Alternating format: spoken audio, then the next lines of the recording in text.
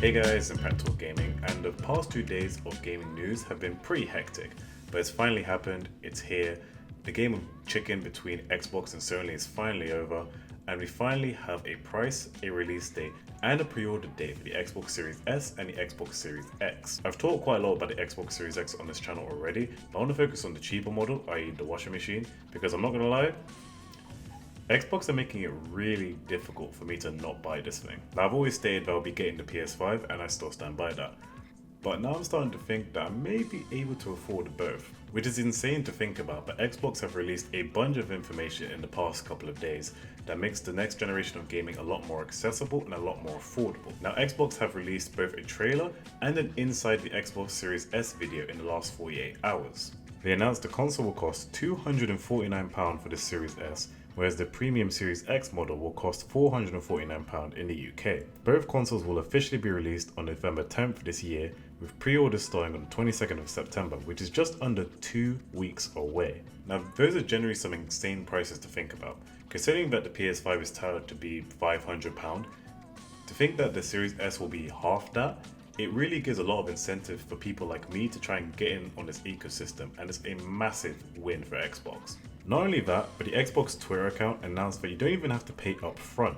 You can pay in 24-month installments of $28.99 a month and $20.99 a month with the Series X and Series S, which includes Xbox Game Pass Ultimate, which if you calculate it, it actually comes out cheaper than if you bought the console outright with Game Pass Ultimate. Now, to add to that, Xbox just announced that EA Play is also coming to Xbox Game Pass Ultimate free of charge. That's over 100 games plus EA's library. That's just so much news to take in. Everything about this seems like the biggest bargain in console gaming history. So then I thought, okay, what's the catch? I'm leaning more towards the Xbox Series S, so how much do I lose for getting the inferior model? Well, what we know is that it's 60% smaller than the Xbox Series X, which if anything is a benefit rather than a detriment, and is said to be the smallest Xbox ever made. It has a custom NVMe SSD at 512GB, frame rates of up to 120 FPS at 2K resolution, faster load times, variable refresh rates, ray tracing, 4K upscaling, the works. So this sounds similar to the Xbox Series X, but the main differences are the fact that the Series S peaks at 1440p and not 4K due to the inferior GPU. So it has the same next-gen capabilities, just not at 4K, but if you have a 4K TV, it will upscale the game for you. Also, after watching Inside Xbox, it boasts the same 8-core Zen 2 CPU architecture as the Series X at 3.4 to 3.6 GHz, meaning it's actually faster than the PS5, and they claim 10GB GDDR6 memory at 224 gigabits per second. Bearing in mind, this is all still for £249. The guys at Xbox must have worked insanely hard to work on techniques to improve efficiency and prevent overusage of memory. They even talked about only loading the necessary textures into a scene to help reduce processing. You can see only portions of the map are rendering as you turn around, which is one of the main reasons why they're so confident of the power of the Xbox Series S.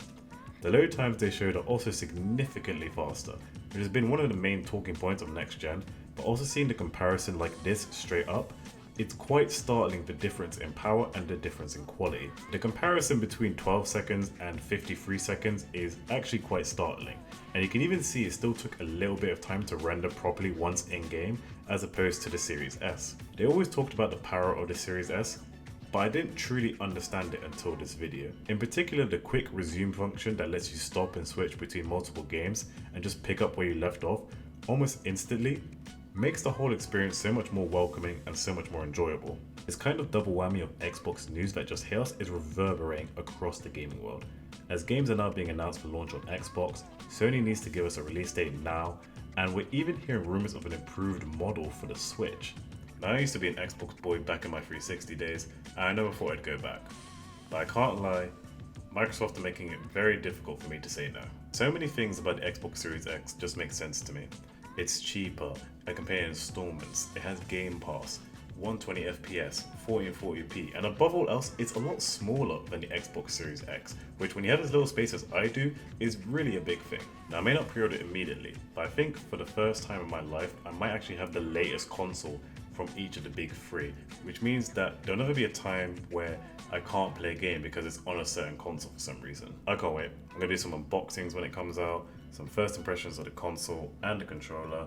So yeah, we're gonna have some fun with it. Well, that's it for me. If you enjoyed, leave a like, subscribe, and make sure to leave a comment down below about what you guys thought about the Xbox Series S. Thanks for watching, and I'll see you next time.